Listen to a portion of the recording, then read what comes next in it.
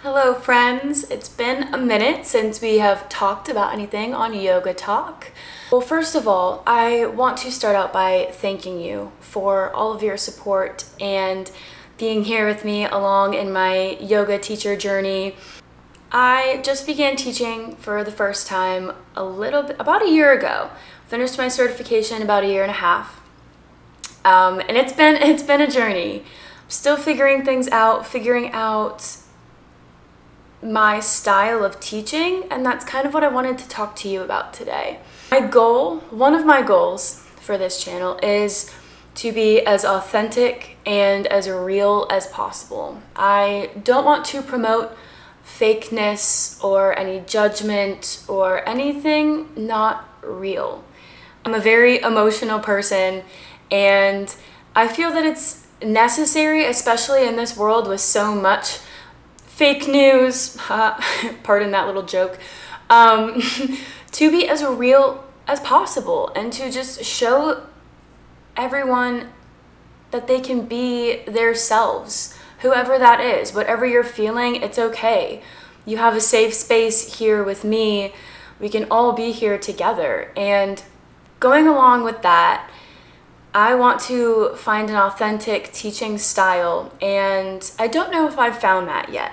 I wanted to talk today about authenticity and finding your authentic voice because I'm struggling with it a little bit.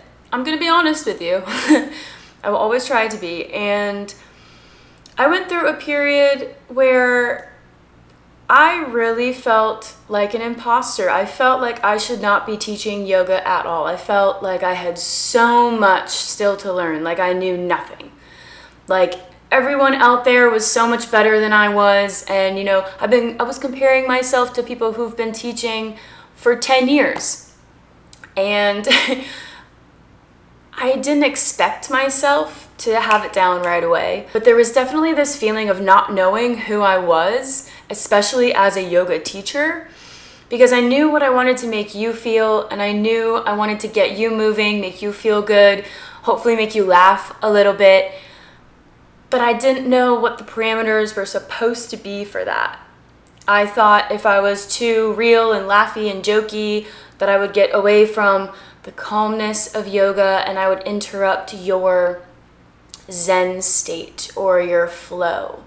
So I struggled with that for a little bit and kind of fell away from my own personality, if that makes sense, because I was trying to fit into this mold of what I thought a yoga teacher should be or should act like, more focused on alignment cues. And then I got so caught up with cueing, things were taking me way longer than they should have. It has been a journey, and I am so grateful that you are here allowing me to do this and that you will share this with me. It's so beautiful. Every single practice is your safe space. I may guide you, but this is our safe space that we can create together. And I want to create the most welcoming, judgmental-free zone that we can possibly create. I think I'm also questioning the line between being your friend and your supporter, your support system, and also being your instructor, your guide. Sometimes that line, I guess, maybe gets a little hairy for me, and I don't know which one to fall more under.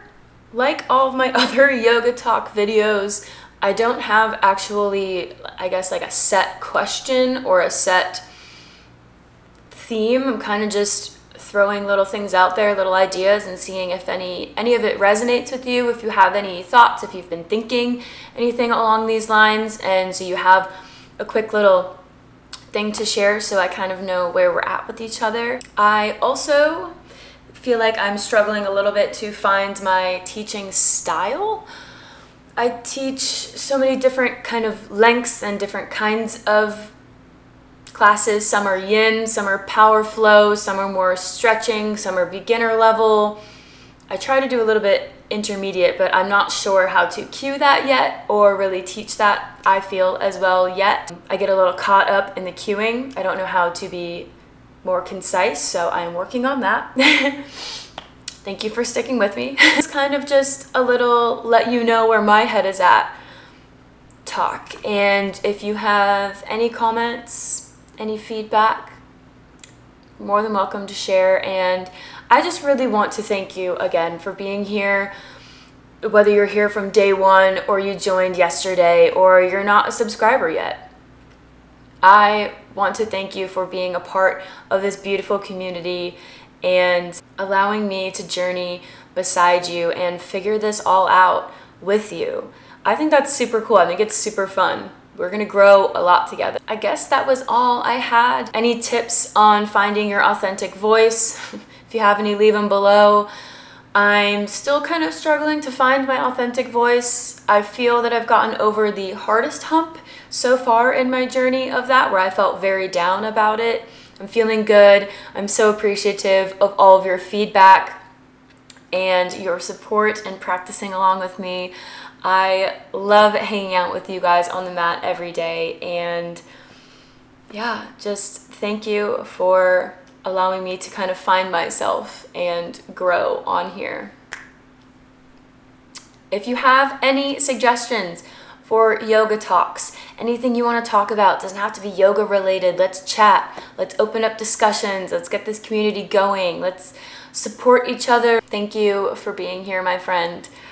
I appreciate you so much, and I appreciate this chat, and I will see you next time, maybe probably on the mat.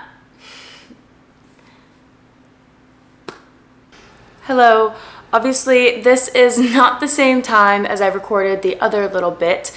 This is about, I think, like an hour later, but I just had a few more thoughts that I kind of wanted to share with you on the subject of authenticity and my authentic voice, my authentic teaching style. My love for yoga came from my prior love for dance.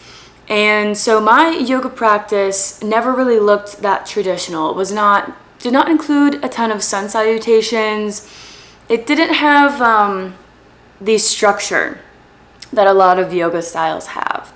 It was very dancey, very intuitive. I would just kind of use it as an emotional wellness toolkit, and it was more of whatever I needed that day, more heart openers, more of this, more fiery movement, or more relaxed stretching. I never used to really do Shavasana for myself, like if ever, until I went through my teacher training and realized the importance of it and understood the history and the benefits and why we do it. And it does feel good when I go to class and we do it. But it's not in every single one of my classes. If you've practiced with me, you've seen. So I'm curious as to your thoughts on that. I guess lack of sun salutations and Shavasana from more traditional styles of yoga. How do you feel about that? Do you enjoy that it's kind of shorter and quick, more to the point? Do I need to warm up more? I guess this is just kind of a good chat to see where we're at with that. And then Shavasana. Yay, nay, 30 seconds, 5 whole minutes, not at all.